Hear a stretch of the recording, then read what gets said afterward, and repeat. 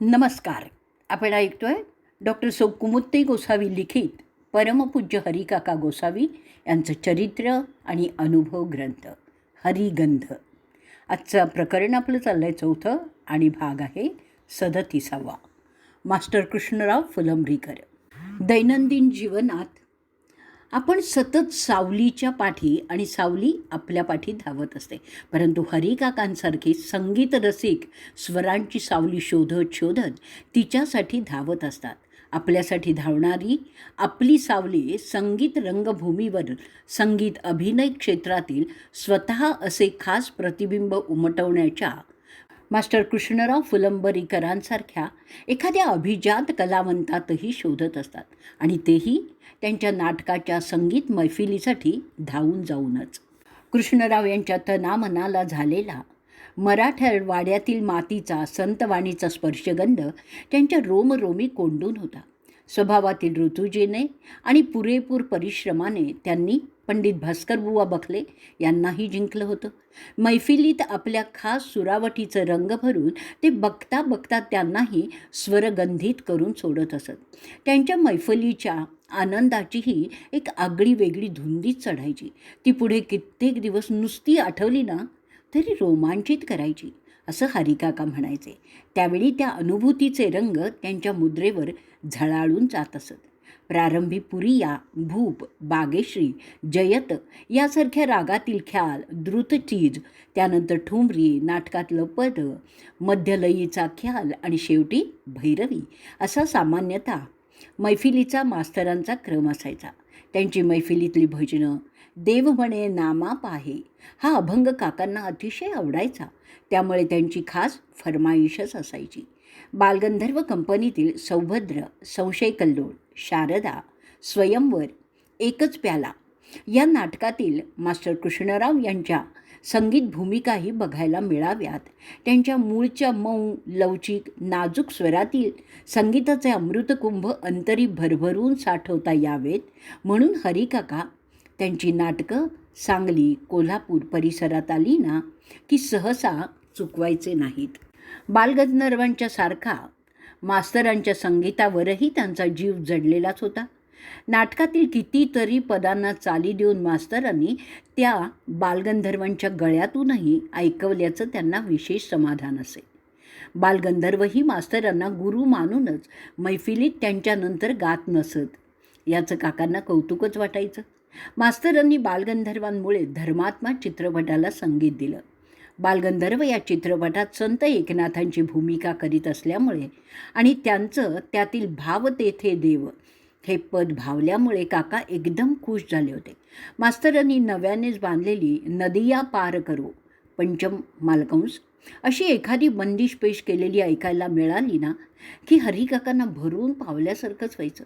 आपल्या संग्रहातल्या रागदारी चिजांचा राग प्रपंच 7 भागात ग्रंथरूपाने प्रकाशित झाल्याचं अप्रूप जेवढं मास्तरांना नसेल तेवढं त्यांच्या काकांसारख्या चाहत्यांना होतं.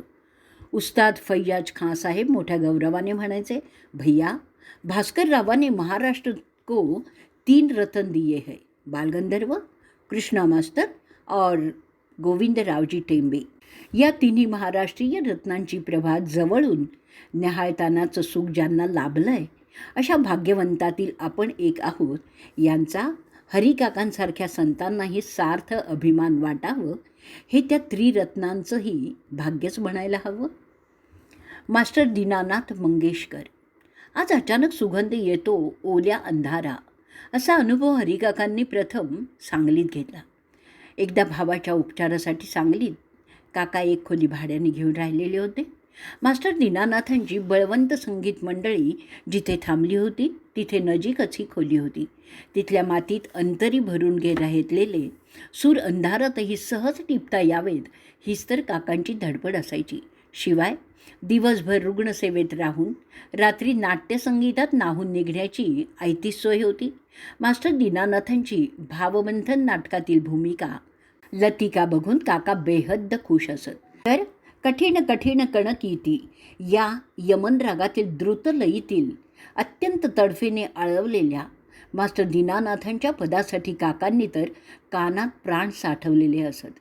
अरे दीना, मी आलोय रे, अशी हरिकाकांची साद येताच मास्टर दीनानाथ स्वतः समोर जाऊन काकांना बोलावून घेत. मग गाणं, ज्योतिष, नाटक आदी विषयांवर चर्चा रंगत असे. मास्टर दीनानाथ उत्तम ज्योतिषज्ञही होते.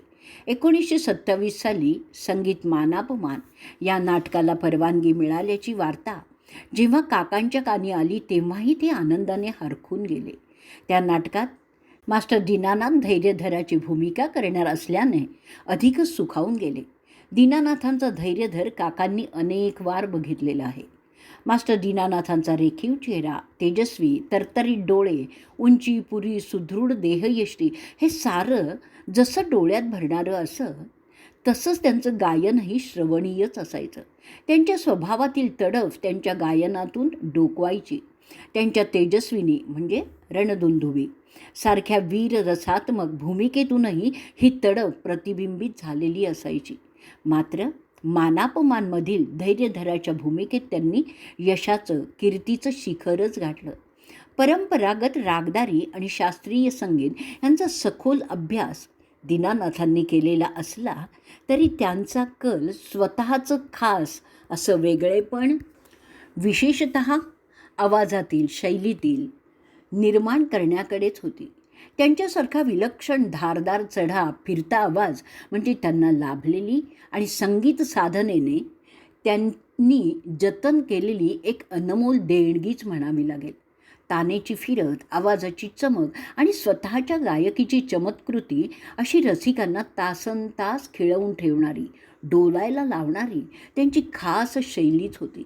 तालासुरांची बैठकही एकदम पक्की, मुरब्बी अशीच होती. तशीच स्वराला बिलगण्याची त्यांची पद्धती ही मोठी श्रुती मधुरच असायची. भीमपलास रागातील प्रेमसेवा शरण या पदाला मास्टर दीनानाथांनी मधुवंती रागात बांधलं. चंद्रिका ही जणू या मानापमानमधील मूळ पदाची बंदिश त्यांनी रूपकमध्येच बदलून टाकली. संगीत मानापमान नाटकातील कित्येक पदांच्या रूढ चालींना त्यांनी स्वतःची अशी एक नवीन डूब दिली. काहींचे राग आणि तालही बदलून टाकले. शूरामी या काकांच्या आवडत्या पदाला आणि भालीचंद्र या पदाला मास्टर दीनानाथांनी दिलेली डूब या पदांच्या मूळ चालीपेक्षाही आकर्षकच ठरली आणि त्याच चालीनंतर रूढही झाल्या. या दीनानाथ शैलीचा प्रभाव आजही दिसतो. हा देखील त्यांचा संगीत गौरवच आहे. आवाजाच्या या दैवी देणगीचा वारसा पुढे त्यांच्या मुलांनी चालू ठेवावा. स्वरसम्राज्ञी लता मंगेशकर, आशा भोसले, हृदयनाथ मंगेशकर यांनीही आपल्या स्वरानंदाचा अनमोल ठेवा जगाला भरभरून द्यावा याचं काकांना मोठं अप्रूपच वाटायचं.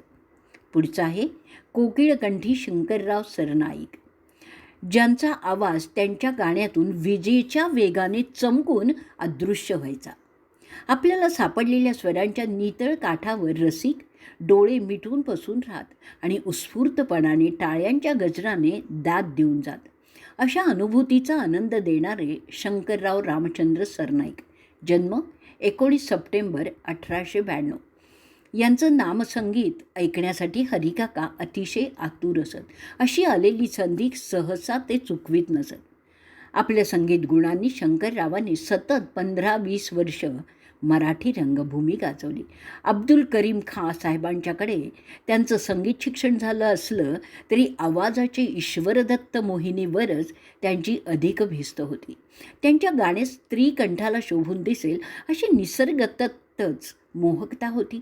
नाट्यसंगीत कसं गावं याची तालीम त्यांना शिवराज कंपनी, गोविंदराव टेंबे यांच्यासारख्या मातब्बर मार्गदर्शकाकडूनच लाभली होती.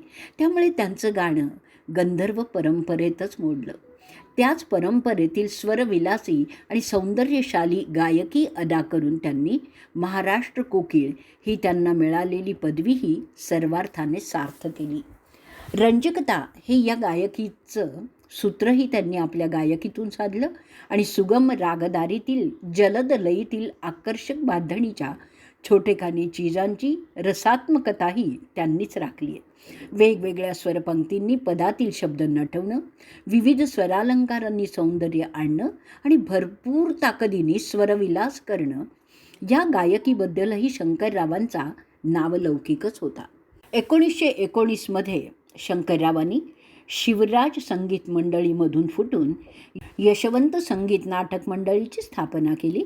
मानापमान, सौभद्र, विद्याहरण ही जुनी नाटकं ही कंपनी करीत असे.